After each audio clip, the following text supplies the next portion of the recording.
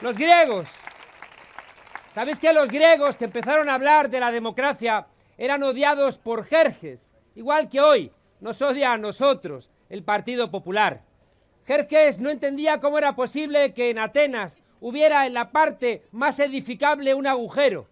Y era porque no entendía que ese agujero estaba vacío para que lo llenara el pueblo en sus asambleas, en el ágora.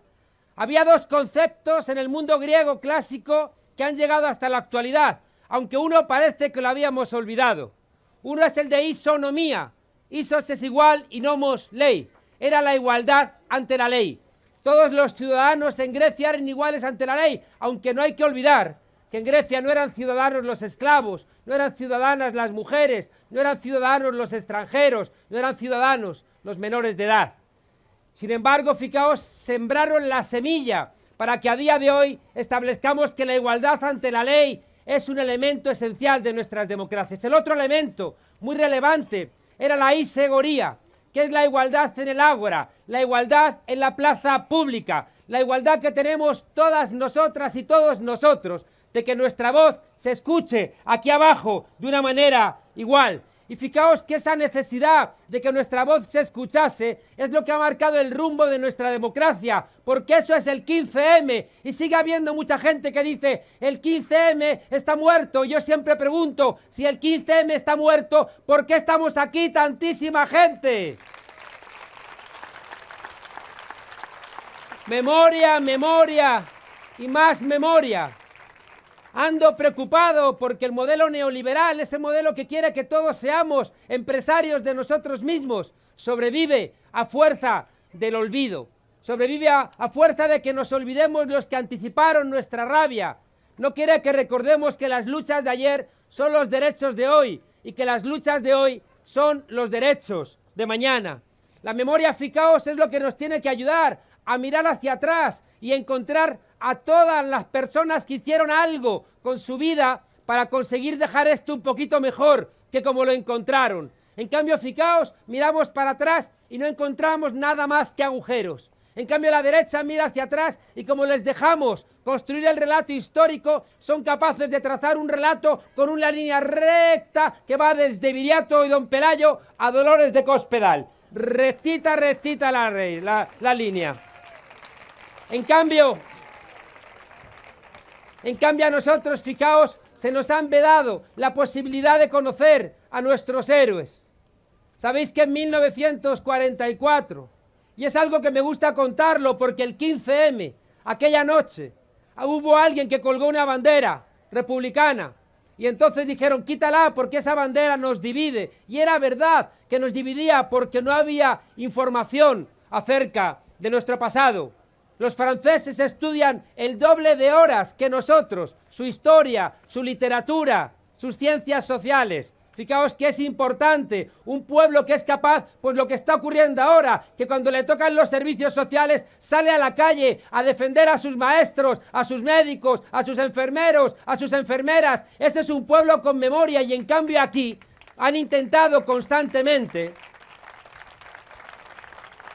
Aquí han intentado, como os decía, que miremos hacia atrás y no encontremos nada en donde referenciarnos.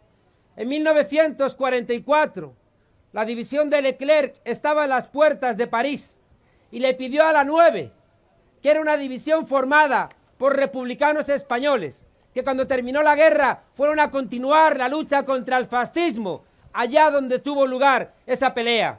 Y en las puertas de París apenas quedaban un par de centenares y Leclerc les dijo, entrad vosotros.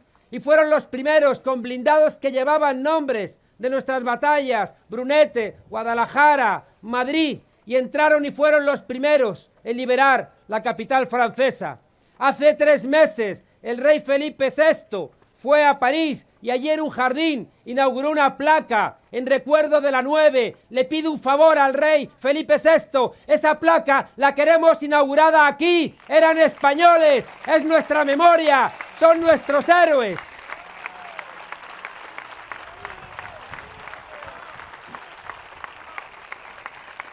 No tengo nostalgia. No tengo nostalgia del pasado. Decía Ortega y Gasset que somos un pueblo peculiar, porque nuestras esperanzas, en vez de proyectarlas hacia el futuro, las proyectamos hacia el pasado. Y eso es un profundo error.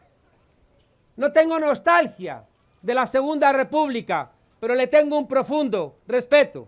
La primera vez que en la historia del constitucionalismo español, desde 1812, la primera vez que se establece que una constitución es democrática, fue la Constitución Republicana de 1931, en su artículo primero, que decía que España era una república de trabajadores de toda condición. Así que, de acuerdo con no tener nostalgia, pero respeto a esa Constitución que nos estableció el camino de la democracia en nuestro país. Respeto a 1931. El 15M. El 15M hizo algo que se ríe Irene de mí porque lo repito siempre.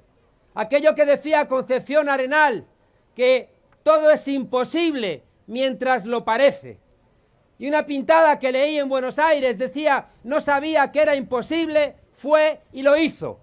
Hay una novela que siempre me emocionó de Gesualdo Bufalino, La perorata del apestado, donde hay un cura que está perdiendo la fe. Dice que cuando crees en el carcelero, basta un cordón del zapato para que estés tú enjaulado. No hacen falta grandes medidas de seguridad, sino que tú te conviertes en tu propio carcelero. Cuando tú interiorizas las trampas de tus adversarios, te han derrotado. Por tanto, fijaos, hay que luchar contra sus mentiras. Os decía que el 15M de repente no sabía que era imposible, fue y lo hizo. El 15M no traía respuestas, traía sobre todo preguntas, y le preguntó a la democracia representativa, ¿por qué no me representas? Y le dijo que no me representas. Y de repente los políticos se quedaron descolocados. Y le dijo a la economía que por qué no cumplía el artículo 1 de la Constitución, que dice que somos un Estado social, y por qué nos trataba como mercancías en manos de políticos y de banqueros. Y resulta que esas dos preguntas del 15M vinieron acompañadas de elementos que son esenciales en lo que estamos dirimiendo el día 26J, y lo han mencionado Irene, la paz.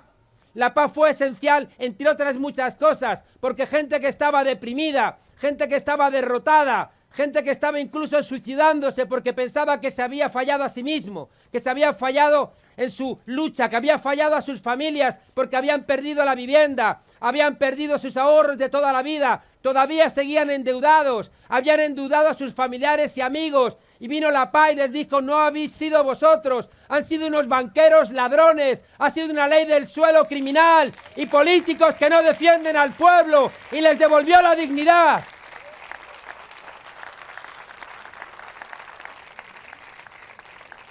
La dignidad de la gente que deja de tener miedo. La dignidad de los que nos cansamos de estar cansados. El día 16 de mayo, después del 15M, el Roto, que es mi filósofo de cabecera, resumió lo que había pasado. Dijo, le dijeron a los jóvenes, a la puta calle, y es lo que han hecho. Al día siguiente, dibujó otra viñeta que nos puso en camino. Dibujó la Puerta del Sol, llenas de cabecitas de colores, demostrando la alegría que había en esa plaza. Si es que hemos vuelto a llorar con la política, no llorar con los políticos, sino llorar de nuestra emoción. Y resulta que pintó esa Puerta del Sol llena de cabecitas de esperanza y dijo, y los jóvenes salieron a la calle y súbitamente todos los partidos envejecieron. Fijaos qué sencillo es salir a la calle y empezar a ganar un país. Hay que recuperar las calles, claro que hay que recuperar las calles.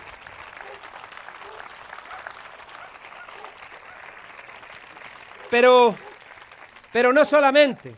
Fijaos que el modelo neoliberal, ese modelo donde todos tenemos que ser empresarios de nosotros mismos y vivir la vida como una enorme inversión, hay que ser rentables en el mercado laboral, en el de la vivienda, en el de la amistad, en el del sexo, en el del deporte, todo es un jodido mercado. Y de repente fijaos en esa idea donde no había sino competir unos con otros, quisieron también que compitiéramos la gente mayor con la gente joven. Se rompió el pacto intergeneracional y de repente los mayores tenían pensión, aunque cada vez más exigua, pero los jóvenes veían que no iban a poder tener nunca una pensión y veían cómo el gobierno, para buscar una solución, decía a los abuelos, trabajad más, y alargaba la edad de jubilación, cuando la gente joven podía tener 40 años y no había alcanzado todavía su primer contrato laboral. Y los jóvenes veían que los convenios colectivos ya no les servían y por eso no entendían para qué podía servir un sindicato. Y la gente joven decía, no voy a tener pensión nunca, y pretendían, fijaos, que nos enfrentásemos. Pero ¿sabéis qué nos regaló el 15M? Los yayoflautas, los hermosos yayoflautas.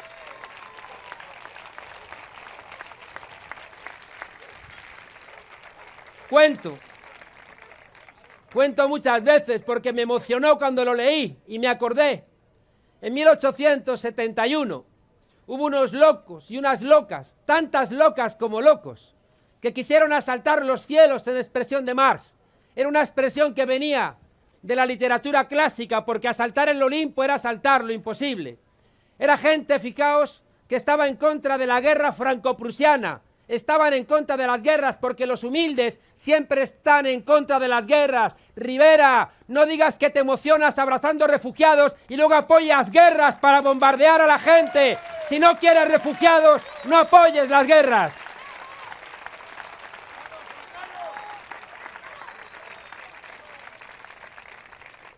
Se oponían a la guerra franco-prusiana. Se oponían a los desahucios, fijaos ya, en 1871, porque estaban lo que ahora llamamos, bueno, da igual cómo lo llamamos. Se trataba, fijaos, de tumbar las viviendas más pobres para que creciera el precio de algunas zonas y hacerlas más ricas, pero sobre todo para evitar que el pueblo tirase un armario por una ventana y pudiera haber ahí una barricada. De repente empezaron a tirar viviendas de la gente humilde y los comuneros y comuneras luchaban contra los desahucios y pedían comedores populares y pedían leyes laborales y que bajaran la jornada laboral y que los hombres y las mujeres ganasen lo mismo. Fijaos qué locuras pidieron, pero fueron ingenuos. Tú no puedes ir a matar dragones con un cazamariposas. Le pasó a Tsipras. No puedes ir a cazar dragones con un cazamariposas. Y nosotros vamos aprendiendo. Y resulta que derrotados bajaban de Montmartre, donde estaba la famosa iglesia, que era donde tenían que haber entregado los cañones, y un ejército a favor del pueblo no quiso entregarlos. Y bajaban atados camino del exilio, de la cárcel. Y un general arrogante, a caballo, le dijo al sargento, desátame a los que tienen el pelo blanco, ¿por qué que me los desates? El sargento no entendía y de repente los desata y el general los empuja con otros soldados y allí mismo, en una tapia, los fusila. Y el sargento dice, no entiendo, ¿por qué ha hecho usted eso? Dice, no entiendes nada, efectivamente. Esta gente que tiene el pelo gris, que tiene el pelo blanco hoy, en 1871 ya era mayor de edad, cuando en la revolución de 1848.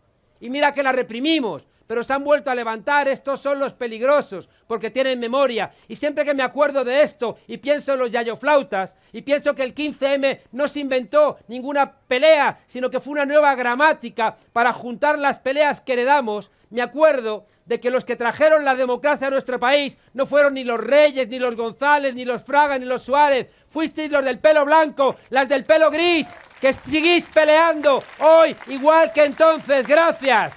Gracias por vuestra pelea.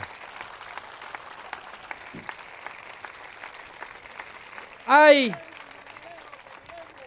Y ya vosotros. Somos una fábrica de amor. Ahí, cuando yo era joven y ya me empezaba a gustar la poesía, recuerdo un poema de Miguel Hernández, uno de los nuestros.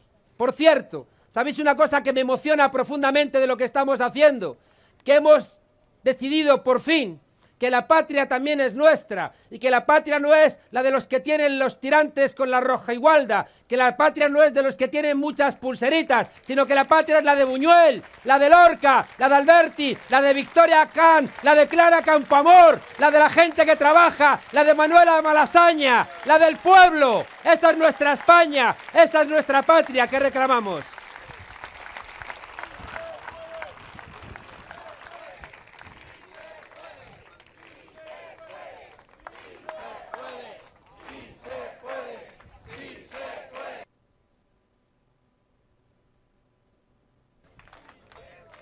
Decía Miguel Hernández y cantaba Serrat, Llegó con 3 heridas, la del amor, la de la vida, la de la muerte. Con 3 heridas viene, la del amor, la de la vida, la de la muerte. Con 3 heridas yo, la de la vida, la de la muerte, la del amor.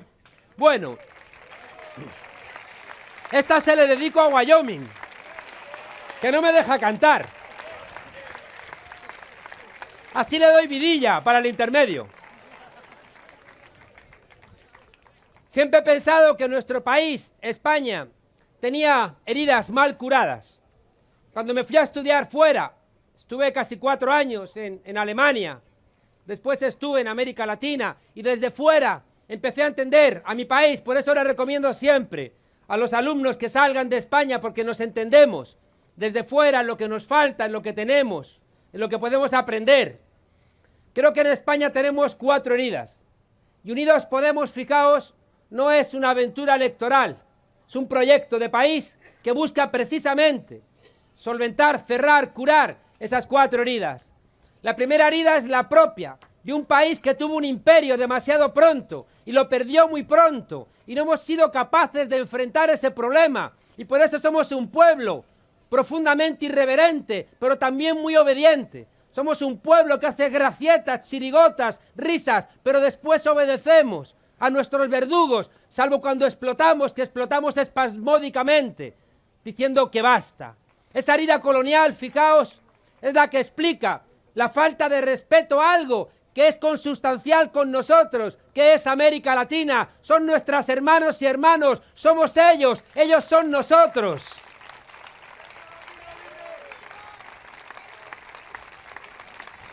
Llegamos allí, nos enamoramos, nos mezclamos, hicimos esa maravilla del mestizaje, mientras que los ingleses no se juntaban, estaban ahí, todos blanquitos, pálidos. La herida colonial, fijaos, seguimos arrastrándola, es la que explica que viene Evo Morales a ver al rey, y hay gente que le critica porque viene con la chompa, con el traje de los indígenas del altiplano, y quieren que venga con traje y corbata. Son los que no entienden que si de repente un país como Venezuela está en dificultades, hay que ir a ayudarle, no a rapiñar votos. Es una falta de respeto a gente que son nuestros hermanos y nuestras hermanas, como Argentina.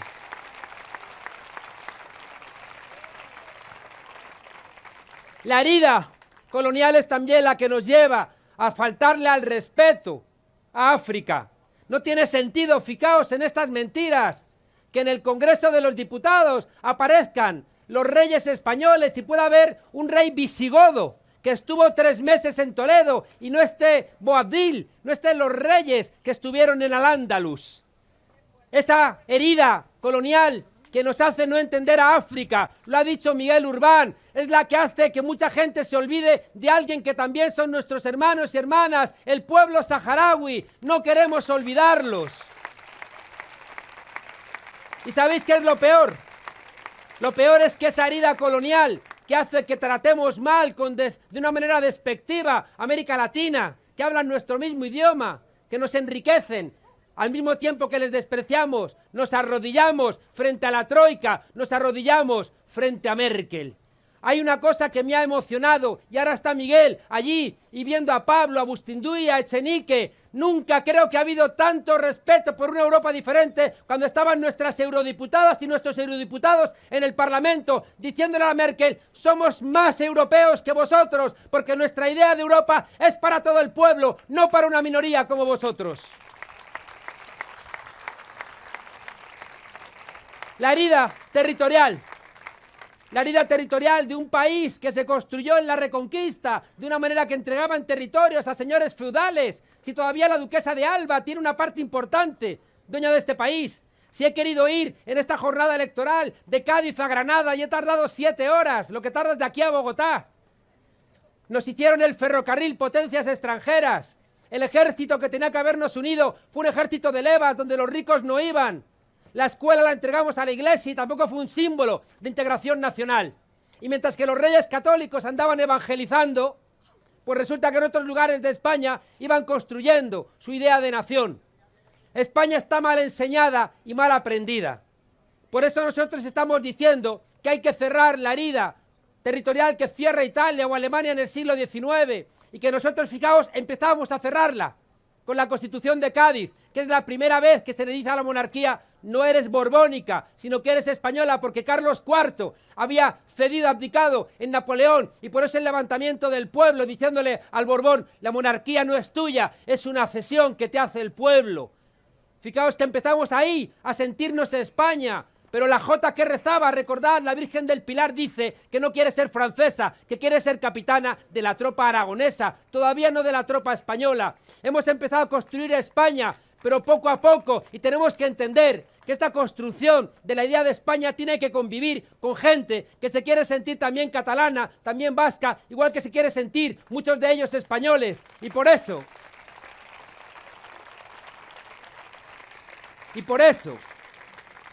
hemos entendido que para cerrar esta herida, para que podamos hablar de otras cosas, hace falta el derecho a decidir. Sabéis que somos la primera fuerza en Euskadi y la primera fuerza en Cataluña, y sabéis que hemos logrado que nuestra gente allí ya no hable solamente de Cataluña, que no esté solamente con el run identitario, sino que hablan de la construcción de España, de la construcción de Europa, hablan de otro tipo de problemas, y por eso se enfadan los nacionalistas, porque les hemos dicho que ya estamos cansados también de un discurso que está solamente referido a sí mismo. Y sabéis que hemos recibido durante las campañas electorales gente que nos escribía correos diciendo: si España es Podemos, yo no me quiero ir de España. En cambio, el Partido Popular sigue con aquella leyenda de las pesetas de Franco que decía: España, una, grande y libre. Y todo el mundo decía: claro, una, porque si hubiera otra nos iríamos todos a la otra.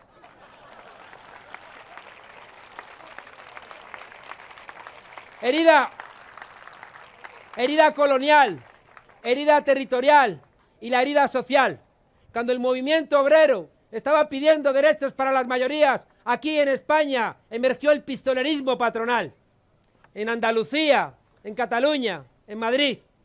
Aquí, cuando el movimiento obrero estaba articulándose, tuvimos la dictadura de Primo de Rivera, luego el paréntesis de la Segunda República y luego una dictadura de clase de 40 años, justo cuando en Europa se estaba consolidando el Estado social, en la Constitución italiana del 48, en la francesa del 46, en la alemana del 49, estaban colocando ahí derechos sociales, y aquí una dictadura militar.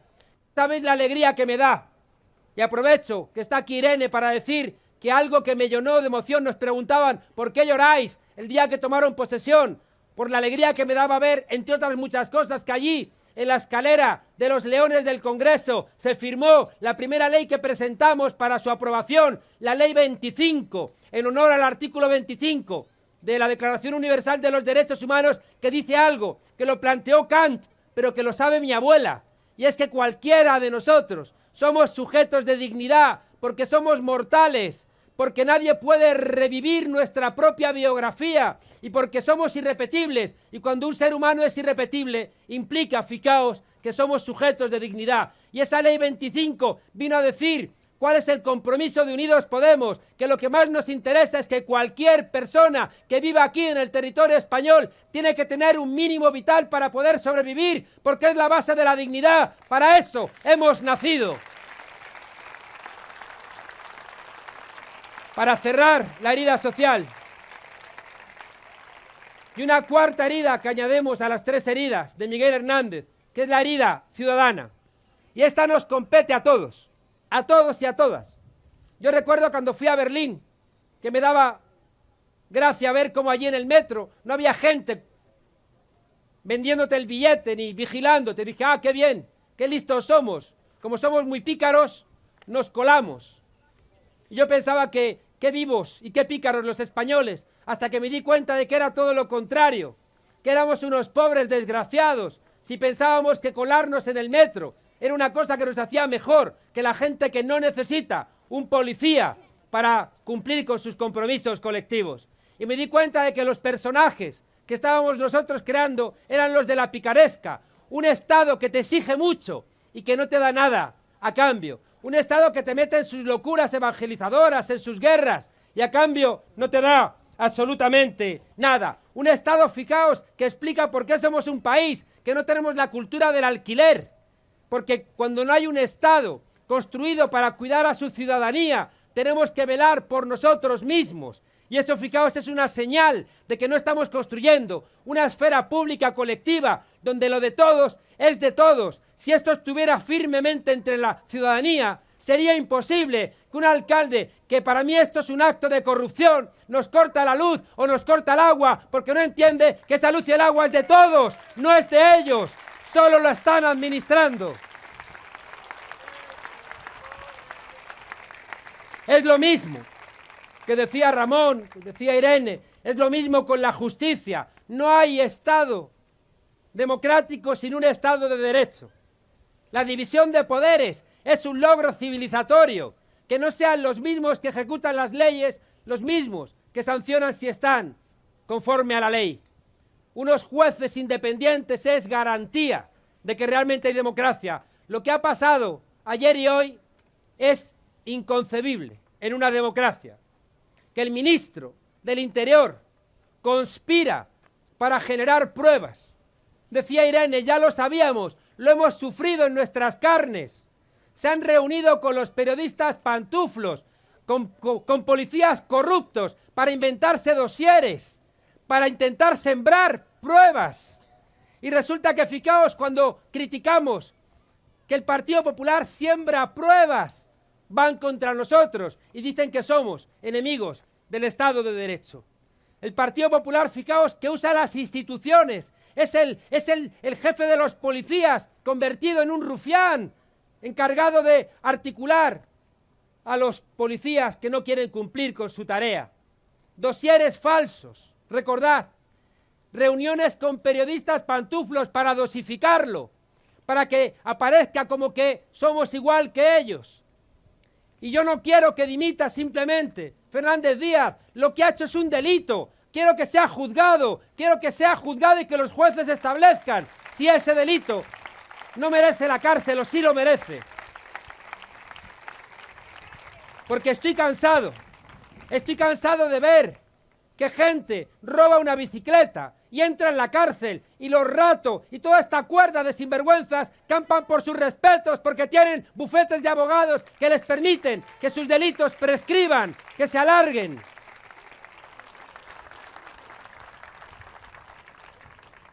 Vemos, fijaos, que el otro día una alcaldesa proyecta en Guadamuro, en un pueblo de Toledo, la foto de Franco y de Himmler, el responsable del Holocausto, y encima pone una leyenda diciendo que Franco era un gran estadista, el responsable de una guerra, el responsable de que todavía haya 115.000 españoles en fosas comunes, en cunetas, sin que los hayamos recuperado.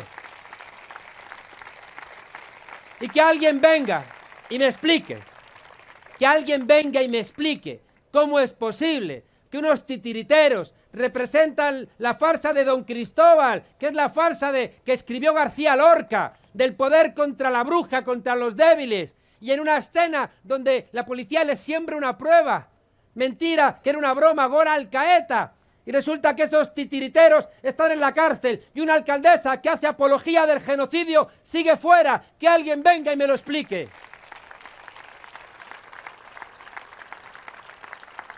Y cuidado, la herida ciudadana, lo ha recordado igualmente Irene, la herida ciudadana tiene una mitad de ciudadanía golpeada, que sois las mujeres. Erais ciudadanas a través del empleo, no a través del trabajo, porque nunca se os ha reconocido las tareas de reproducción. Si no nacieran niños, desaparecería España. Y en cambio os dejamos a solas con todo el trabajo de la reproducción, y encima os encargamos los cuidados, y cuando el Estado retira el pilar de los cuidados, vosotras os recargáis con esa tarea.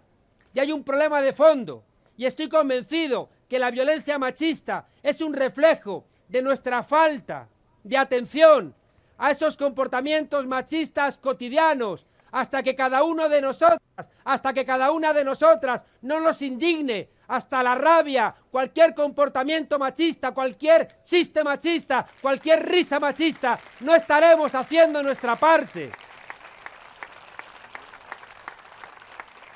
No es sencillo. No es sencillo porque en la historia de España ha habido 3 instituciones esenciales y en las 3 las mujeres estabais ausentes, de la corona, de la iglesia y del ejército. Todavía a día de hoy el arzobispo Cañizares sigue haciendo comentarios homófobos y sigue faltándole el respeto a las mujeres. Hay que recordarle que el Papa ha cambiado, que este Papa es un Papa que viene del Concilio Vaticano II, de la Iglesia de los pobres, de la teología de la liberación. No entiende que alguien como Rouco Varela pueda hacerse una reforma de una casa que puede costar 400.000 euros cuando hay tantas necesidades en este pueblo. Parece que hay una serie de la Iglesia alejada de un pueblo que quiere recuperar esa Iglesia del Cristo y se extrañan de que nosotros estemos contentos con un Papa. Es verdad, no en las cuestiones que tienen que ver con las mujeres, os diría, paciencia, Galileo esperó 300 años. Hace falta un poco de paciencia, pero en las cuestiones sociales, el Papa Francisco ha llevado a Dios al otorrino y Dios ya escucha las demandas sociales. Y Elder Cámara, ¿recordáis? Elder Cámara, este obispo de los pobres, decía, y es amigo, es una persona que ha estudiado el Papa Francisco con él, qué curioso. Si cuido de los pobres, me llaman santo. Pero si pregunto por qué son pobres, me llaman populista, comunista, socialista. Claro, claro.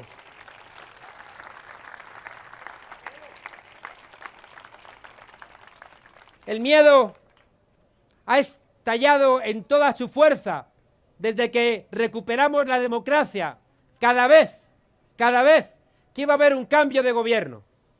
En 1982, recordad, dijeron que el Partido Socialista iba a quitarle, recordáis, la casa a la gente, los taxis a los taxistas.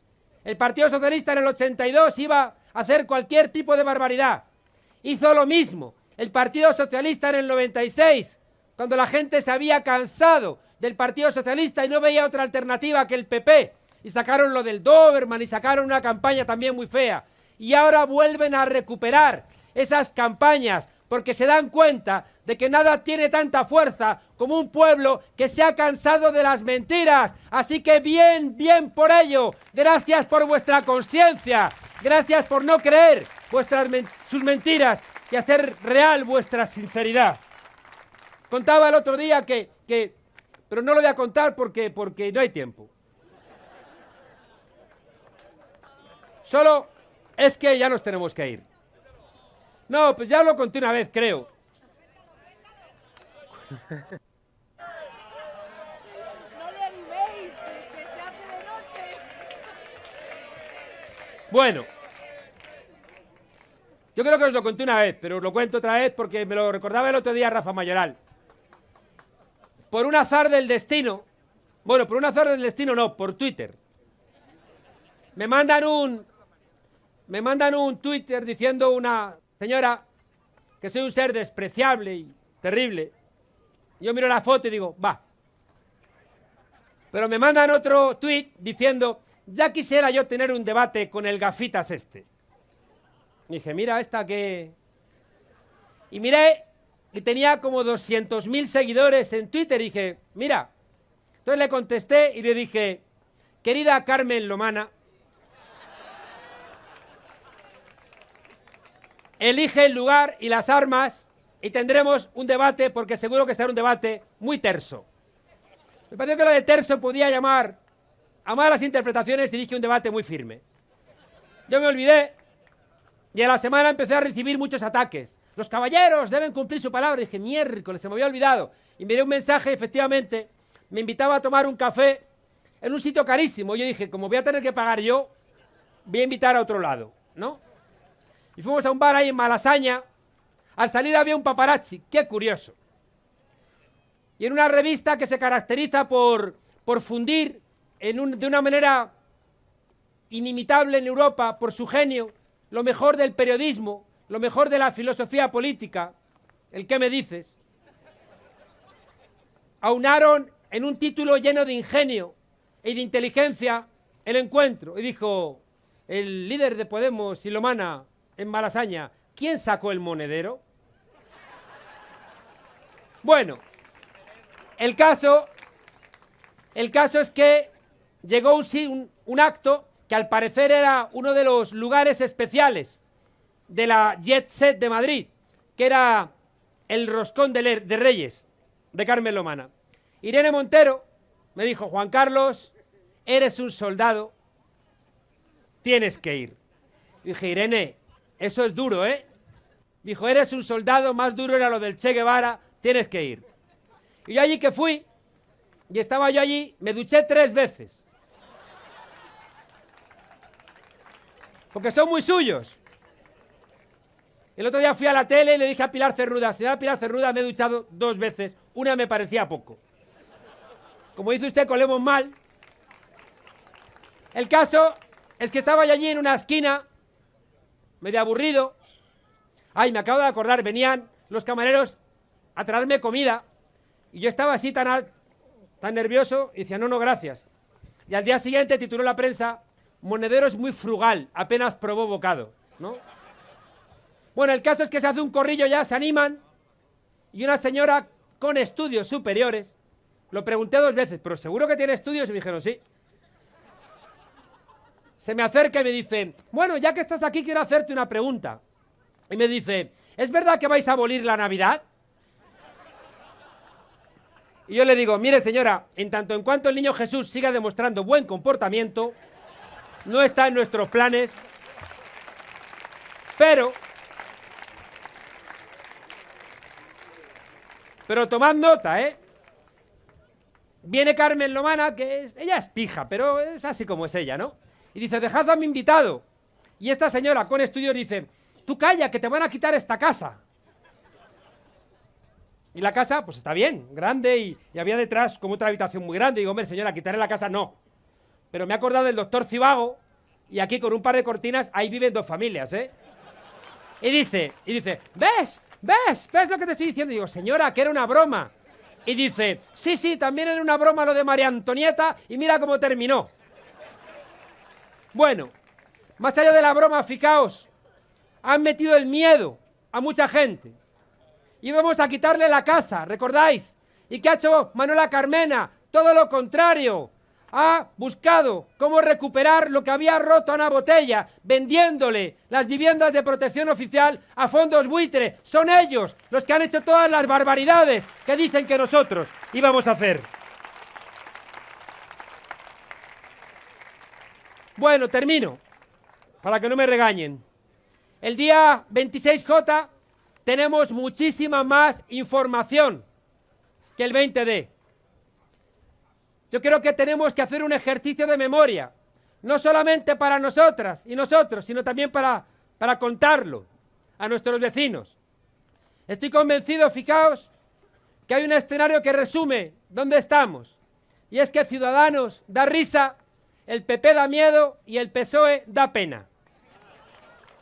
Ciudadanos, solamente os pido que recordéis hace 5 meses un debate con Jordi Évole, un debate donde 2 fuerzas políticas emergentes, ¿recordáis? Debatieron sin reglas, sin ningún tipo de cortapisa, un debate interesante, un debate donde es verdad que Rivera intentó, no sé, suena mucho esto, qué feliz.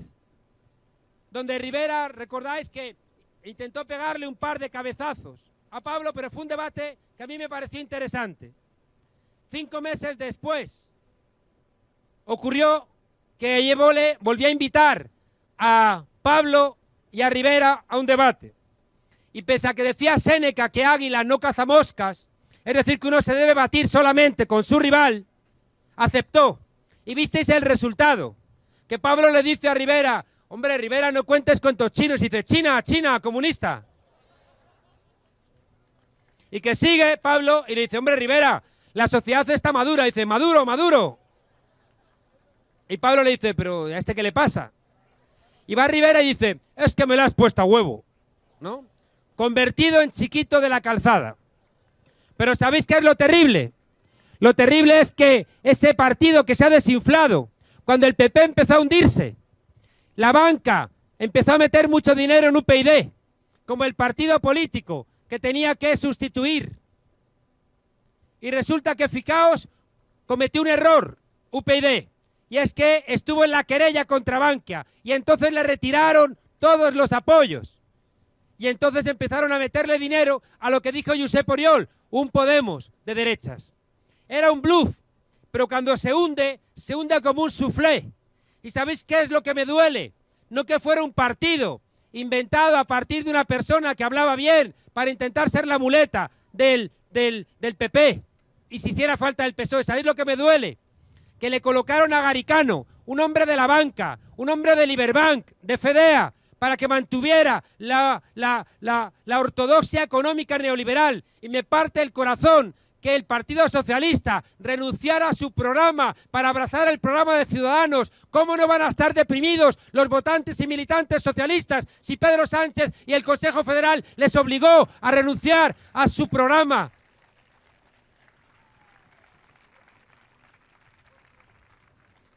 El PP da miedo. Solamente os pido que recordéis las últimas cosas que han hecho.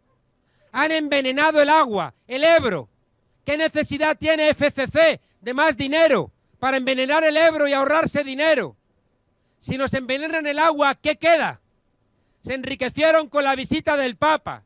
Han vendido a 1 millón de euros terrenos para colegios concertados, cuando aquí las maestras y los maestros están haciendo malabares porque les suben la ratio de los alumnos, porque no tienen recursos, porque no hay transporte para los estudiantes, y estos sinvergüenzas robándose 1 millón de euros por colegio.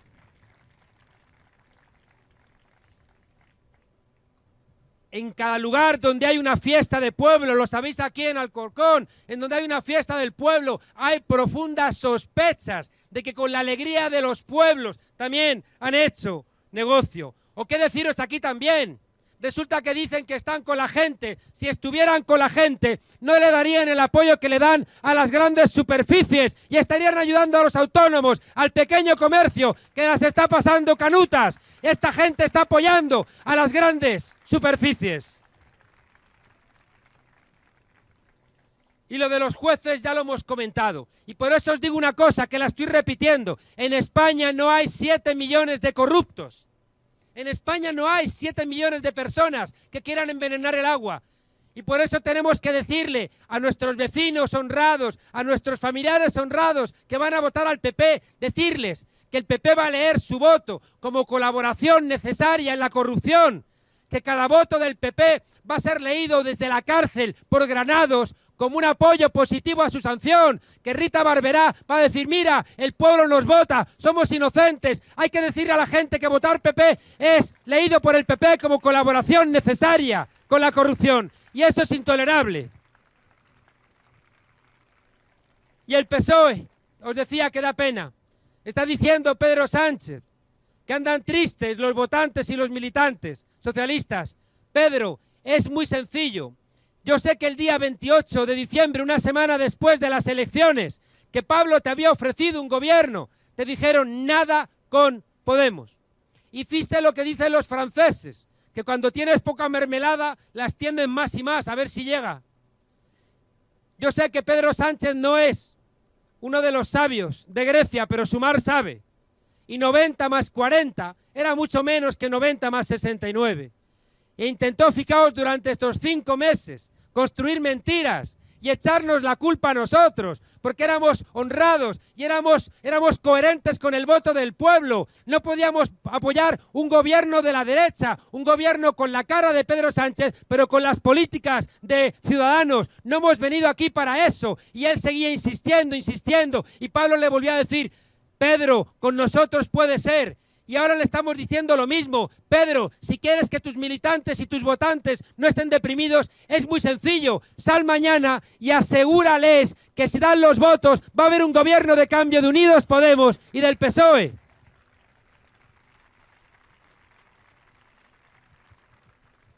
Y digo algo también. Hay muchos votantes socialistas que no saben si después de votar al PSOE ese voto va a servir para pactar con Unidos Podemos o con el Partido Popular. Pues les digo algo, el único voto útil para realmente conseguir un gobierno de cambio, no lo dejes a la incertidumbre del Partido Socialista. Vota Unidos Podemos y tendrás garantías de ese gobierno. Y termino diciéndoos que también nosotros hemos aprendido. En diciembre tuvimos seguramente profundas razones para no poder ir juntos. Y seguramente las lógicas de los partidos no lo permitieron. ¿Qué nombres van? ¿Qué nombres no van? ¿Qué gente va en la lista? ¿Quién va primero? ¿Quién va más tarde? ¿Qué colores? ¿Qué logos? ¿Qué ocurre con las deudas? Seguramente hubo muchas razones. Las razones que tienen los partidos. Pero ¿sabéis qué ha pasado estos 5 meses? Que cada vez que nos habéis visto, nos habéis dicho cómo va lo de la unidad. Y creo que es la primera vez desde que recuperamos la democracia que el pueblo le dice a los partidos políticos, queremos que sea por aquí. Y habéis sido vosotras y vosotros los que habéis logrado Unidos Podemos. Gracias por vuestra insistencia.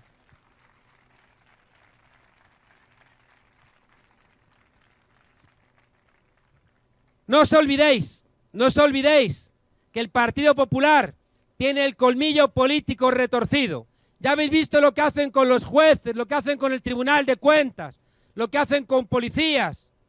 No les dejemos el Senado para que se convierta en un castillo medieval que frene la posibilidad de cambio. Hay que llenar el Senado de gente honesta como Ramón Espinar. No os olvidéis del Senado.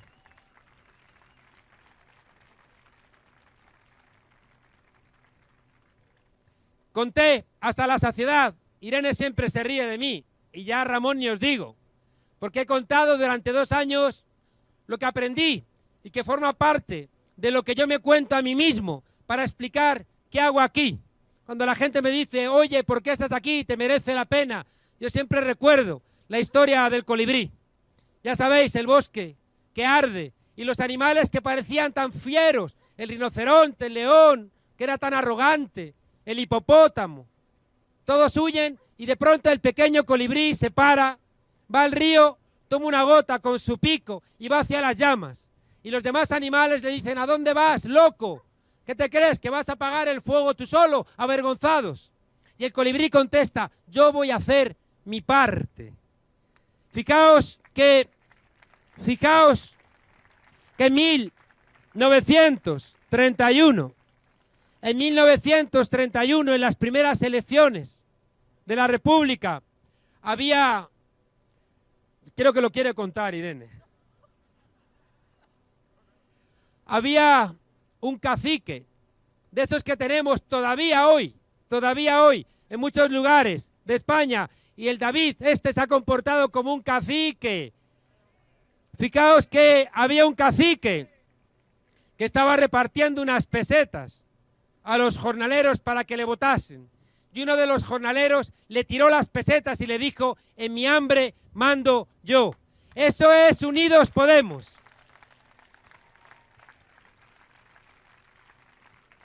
Unidos Podemos. Unidos Podemos son todas estas cosas. Es la dignidad, es hacer nuestra parte, es no tener miedo, es decirle a los poderosos que también tienen que incumplir las leyes, es decirle a las grandes empresas que si aquí hacen negocios, aquí tienen que generar empleo y tienen que pagar impuestos, es decirle a los poderosos que los jueces no están a su servicio, es decirle a los que viven en la impunidad que la Guardia Civil y la Policía no está a su servicio, sino al servicio de la Constitución. Es saber, como os decía, que estamos en un momento histórico, como ocurrió con Carlos IV, como ocurrió a la muerte de Fernando VII, como ocurrió con Isabel II, como ocurrió con Alfonso XIII, como ocurrió con la abdicación de Juan Carlos I.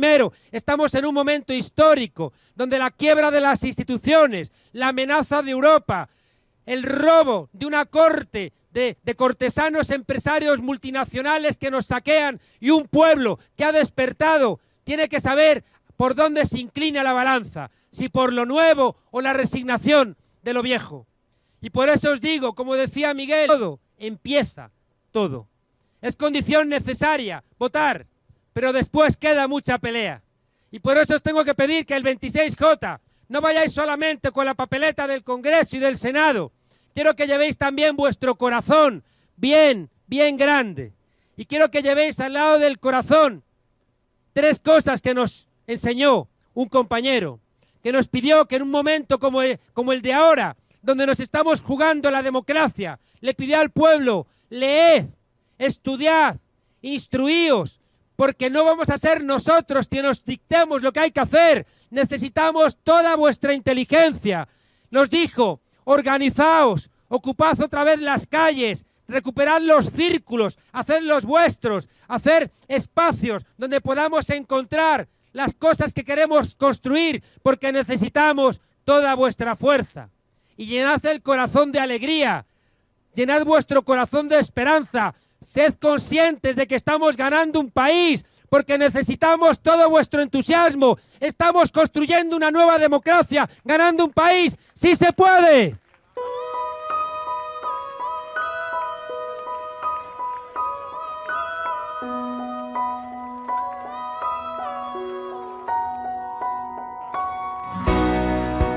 Perdonar un segundo, le tengo que dar un disgusto muy grande a Juan Carlos Monedero. El alcalde de Alcorcón, David Pérez, te ha llamado ladrón. El alcalde de Alcorcón, que ha contratado con la Walter Music de 2012 a 2015, pero bueno. Ha dicho que Juan Carlos Monedero, para dar su meeting, se ha enganchado ilegalmente a la luz. Fijaros el miedo que tienen. Ha sacado el Partido Popular una nota de prensa. Fíjate lo importante. Es lo que me quedaba, engancharme a la luz. Ya sabéis lo que va a decir mañana el periodismo pantuflo. ¿Sabéis que el periodismo pantuflo es ese? Que el tonto, que cuando coge un camino, el camino se acaba, pero... ¡sí se puede!